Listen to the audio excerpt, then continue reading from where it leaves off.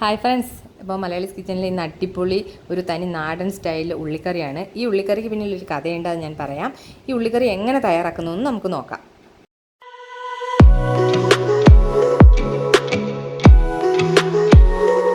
ഞാൻ ഈ ഉള്ളിക്കറിക്ക് വേണ്ടിയിട്ട് 2 വലിയ സവോള എടുത്തിട്ടുണ്ട്. അത് ഇതുപോലെ ഒരു നീളം ഷേപ്പിലും ഒക്കെ ആയിട്ടാണ്. ഞാൻ പ്രത്യേകിച്ച് ഷേപ്പൊന്നുമില്ല, എന്തായാലും ഞാൻ അരിഞ്ഞിട്ടുണ്ട്, ചെറുതായിട്ട് അരിഞ്ഞിട്ടുണ്ട്.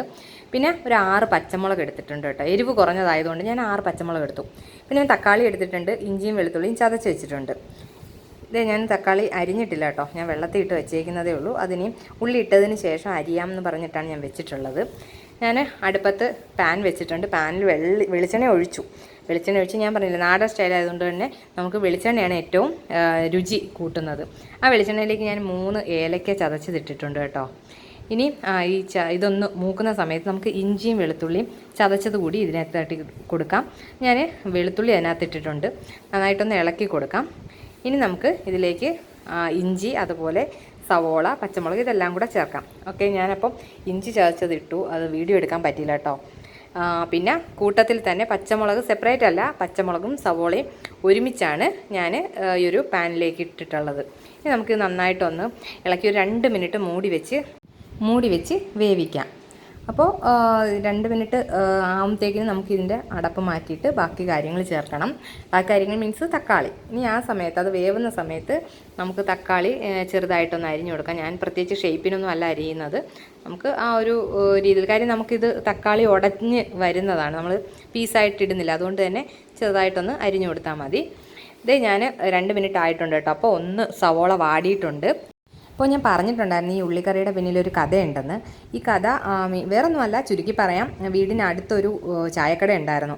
ആ കടയിൽ നമുക്ക് അധികമായിട്ട് പോയി വാങ്ങിക്കാനൊന്നും പറ്റുന്ന സാഹചര്യമല്ല.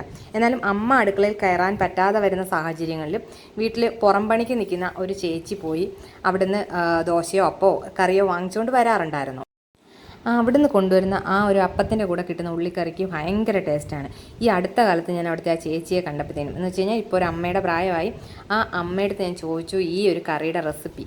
അങ്ങനെ പറഞ്ഞ് കേട്ടതിലാണ് ഞാൻ ഈ ഒരു റെസിപ്പി ഇപ്പോൾ ട്രൈ ചെയ്തത്. ഒരു തവണ ഞാൻ ഉണ്ടാക്കി നോക്കിയായിരുന്നു, വളരെ നല്ല ടേസ്റ്റ് തോന്നി. ഇപ്പോൾ ഞാൻ കഥ പറയുന്നതുകൊണ്ട് ഇടയ്ക്ക് തന്നെ ഉപ്പും മഞ്ഞൾപ്പൊടി ഇട്ടു കേട്ടോ. ഉപ്പും മഞ്ഞൾപ്പൊടിയും ഞാൻ ഇതിൻ്റെ ഇപ്പോഴത്തെ ടേസ്റ്റിനനുസരിച്ച് ഒരു 1/2 ടീസ്പൂണോളം ഉപ്പും അതുപോലെ 1/4 ടീസ്പൂൺ മഞ്ഞൾപ്പൊടി ഇട്ടു. ഇനി നമുക്കിതൊന്ന് അടച്ച് വെച്ച് വേവിക്കാം. അപ്പം ഒരു 5 മിനിറ്റ് കഴിഞ്ഞു, നന്നായിട്ട് 5-6 മിനിറ്റ് ആയി കേട്ടോ. ഞാൻ ഇടയ്ക്ക് ഒന്ന് ഇളക്കി കൊടുക്കുന്നുണ്ടായിരുന്നു. ഇനിയിപ്പം അതിലേക്ക് കണ്ടോ, നന്നായിട്ട് ഉള്ളിയൊക്കെ വഴണ്ടി വന്നു. നമുക്ക് തക്കാളി നമ്മുടെ കറിയിലേക്ക്, സോറി കേട്ടോ, കഥയുടെ ഇടയിലേക്കായിപ്പോയി. അപ്പം നമ്മളുടെ ഈ ഒരു ഉള്ളി കറിയിലേക്ക് തക്കാളി അരിഞ്ഞത് ഞാൻ ഇട്ടിട്ടുണ്ട് കേട്ടോ.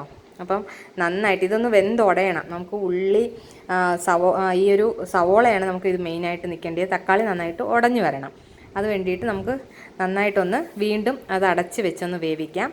അടച്ച് വെച്ച് വെള്ളം ഇതുവരെ നമ്മൾ ചേർത്തിട്ടില്ല, ഈ ആവിയിലാണ് വേവുന്നത്. ഇപ്പം നിങ്ങൾ കണ്ടു, തക്കാളിയൊക്കെ നന്നായിട്ട് വെന്തിട്ടുണ്ട്. അപ്പോൾ അതും കൂടെ ഒന്ന് ഉടച്ച് ചേർത്ത് കൊടുക്കാം, നന്നായിട്ട് ഉടച്ചെടുക്കാം. ഇനി നമുക്ക്, ഞാൻ പറഞ്ഞല്ലോ, അപ്പം ആ കറിയുടെ ടേസ്റ്റ് ഇപ്പോൾ ഞാൻ ആ ഒരു ആൻറ്റിയെ ഇടയ്ക്ക് കണ്ടപ്പോൾ ഞാൻ ചോദിച്ചു. ഇപ്പം നമുക്കൊരു ചാനലൊക്കെ ഉണ്ട്, ഇപ്പം കിച്ചൺ ചാനലുള്ളത് കൊണ്ട് നമ്മൾ അറിഞ്ഞിരിക്കുന്നത് നല്ലതാണല്ലോ, അതിന് ചോദിച്ചതാണ്. അപ്പോൾ ആൻറ്റി എല്ലാം എനിക്ക് കറക്റ്റായിട്ട് പറഞ്ഞു തന്നു. അതുപോലെ കടലക്കറിയുടെ ഒക്കെ റെസിപ്പി എനിക്ക് പറഞ്ഞു തന്നിട്ടുണ്ട്. അത് ഞാൻ പിന്നീടുള്ള വീഡിയോയിലിടാം. ഇപ്പോൾ ഞാൻ ഇതിലേക്ക് മുളക് പൊടിയും മല്ലിപ്പൊടിയും ഇട്ടിട്ടുണ്ട് കേട്ടോ. മുളക് പൊടി ഞാൻ ഒരു 1/2 ടീസ്പൂണോളമാണ് ഇട്ടത്. എരിവുണ്ട് കേട്ടോ, ശരിക്കും എരിവുള്ളത് കൊണ്ടാണ് ഞാനൊരു 1/2 ടീസ്പൂൺ നിറച്ചെടുത്തിട്ടില്ല. 1/2 ടീസ്പൂൺ മല്ലിപ്പൊടി, അതുപോലെ മസാലപ്പൊടി ഞാൻ എടുത്തിട്ടുണ്ട്. അപ്പം മസാലപ്പൊടി ഞാൻ ഉള്ളിക്കറിയുടെ മസാലയാണ് എടുത്തിട്ടുള്ളത്. അപ്പം അതും ഇട്ടു. ആ ഒരു പച്ച മണം മാറിയപ്പോൾ ഞാൻ കുരുമുളക്, ഇതാണ് ഈ ഒരു കറിയുടെ ടേസ്റ്റ് എന്ന് പറയുന്നത്. ഒരു 1/2 ടീസ്പൂണോളം ഉണക്ക കുരുമുളക് പൊടിച്ചത്, കല്ലിലിട്ട് തന്നെ പൊടിച്ചതാണ് കേട്ടോ, കടയിൽ നിന്ന് വാങ്ങിച്ചതല്ല. അപ്പം ആ കുരുമുളക് പൊടിച്ചതും കൂടെ ഇതിലേക്ക് ഇട്ട് കൊടുത്തിട്ടുണ്ട്. ഇനി നമുക്ക് ഇത് നന്നായിട്ടൊന്ന് ഇളക്കി എന്തായാലും ഞാൻ പലതവണ ഈ ഒരു കറി ഈ ഒരു രുചിയിൽ ഉണ്ടാക്കാൻ നോക്കിയിട്ട് ഞാൻ പരാജയപ്പെട്ടിട്ടുണ്ട്. പിന്നെ ഇപ്പം ഞാൻ ആൻറ്റിയെ കണ്ടതിന് ശേഷം എനിക്ക് കിട്ടിയ അറിവാണ് കേട്ടോ. അപ്പം പൊടികളെല്ലാം ചേർത്ത് ഒരു 2 മിനിറ്റ് അടച്ച് വെച്ചിട്ടുണ്ടായിരുന്നു. അടച്ച് വെച്ചത് ഇനി നമുക്ക് ഒന്ന് ഓപ്പൺ ആക്കിയിട്ട് നോക്കാം. അതിൻ്റെ ആ പച്ച മണമൊക്കെ മാറിയിട്ടുണ്ട്. നമ്മൾ വെളിച്ചെണ്ണ കുറച്ചും കൂടെ ചേർക്കുവാണെങ്കിൽ ഈ സമയത്ത് വെളിച്ചെണ്ണ തെളിഞ്ഞ് വരും. പിന്നെ ഇപ്പോഴറിയാമല്ലോ നമുക്ക് വെളിച്ചെണ്ണയൊക്കെ കൂടുതൽ ഉപയോഗിക്കുമ്പോൾ കൊളസ്ട്രോളും കാര്യങ്ങളും വരും എന്നുള്ളത് കൊണ്ട് വെളിച്ചെണ്ണയുടെ അളവ് ഞാൻ കുറച്ചാണ് യൂസ് ചെയ്തേക്കുന്നത്. ഞാൻ 1 ടേബിൾ സ്പൂണോളം 1.5 ടേബിൾ സ്പൂണോളമാണ് ഒഴിച്ചത്. ഒരു 2 ടേബിൾ സ്പൂൺ 2-2.5 എന്ന് വെച്ചാൽ നല്ല ക്വാണ്ടിറ്റിയിൽ നമ്മൾ വെളിച്ചെണ്ണ ഒഴിച്ചു കഴിഞ്ഞാൽ ഈ ഒരു സമയത്ത് നന്നായിട്ട് വെളിച്ചെണ്ണയൊക്കെ തെളിഞ്ഞ് വരും. അപ്പം വെളിച്ചെണ്ണ തെളിഞ്ഞ് വരുന്ന ആ ഒരു സമയമാണ് കേട്ടോ. എന്തായാലും വെളിച്ചെണ്ണ ആ ഒരു പച്ചമണം മാറി വെളിച്ചെണ്ണ തെളിയാൻ തുടങ്ങിയ സമയത്ത് ഞാൻ വെള്ളം ഒഴിച്ചു. തിളച്ച വെള്ളം കഴിവതും നമ്മൾ ഈ ഇതുപോലെ ഒരു ഗ്രേവിയൊക്കെ തയ്യാറാക്കുമ്പം നമ്മൾ കറിയിലേക്ക് തിളപ്പിച്ച വെള്ളം ഒഴിക്കുവാൻ ശ്രദ്ധിക്കുക എന്നുള്ളതാണേ. അപ്പം വെള്ളം ഒഴിച്ചിട്ടുണ്ട്. ഞാൻ ഫ്ലെയിം കുറച്ച് വെച്ചേക്കുകയാണ്. നമുക്ക് ഫ്ലെയിം ഒന്ന് കൂട്ടിയെടുക്കാം. കാര്യം അപ്പോഴേക്കും പെട്ടെന്ന് ആ ഒരു വെള്ളം ചൂടായതുകൊണ്ട് തന്നെ പെട്ടെന്ന് തിളച്ച് വരികയും ചെയ്യും. അപ്പോൾ ഫ്ലെയിം ഞാൻ കൂട്ടി വന്നപ്പോഴത്തേക്കിനും നന്നായിട്ട് തിളയ്ക്കാൻ തുടങ്ങിയിട്ടുണ്ട്. ഈ സമയത്ത് നമുക്കിതിലേക്ക് കുറച്ച് തേങ്ങാപ്പാൽ, അപ്പം ആദ്യം നമുക്ക് തേങ്ങാപ്പാൽ ഒഴിക്കാമായിരുന്നു എന്ന് ചിന്തിക്കും. പക്ഷേ ആദ്യം നമ്മൾ വെള്ളം ഒഴിച്ചിട്ട് ലാസ്റ്റാണ് നമ്മൾ ഇതിൽ തേങ്ങാപ്പാൽ ഒഴിച്ച് കൊടുക്കുന്നത്. തിളച്ച വെള്ളം ഒഴിച്ചു. അത് തിള വന്ന് തുടങ്ങിയ സമയത്ത് കുറച്ചും കൂടി ടേസ്റ്റി, നമ്മളുടെ ഈ ഒരു ഉള്ളിക്കറി ടേസ്റ്റി ആക്കാൻ, കുറച്ച് കൂടുതൽ ടേസ്റ്റി ആക്കാൻ വേണ്ടിയിട്ടാണ് നമ്മൾ തേങ്ങാപ്പാൽ ഒഴിച്ചു കൊടുക്കുന്നത്. പിന്നെ ഈ സമയത്ത് നമ്മൾ തേങ്ങാപ്പാൽ ഒഴിക്കുന്നതിന് മുൻപ് വേണം നമ്മൾ അതിൻ്റെ ടേസ്റ്റ് എല്ലാം നോക്കണം. ഉപ്പും എരിവും എല്ലാം നോക്കുക.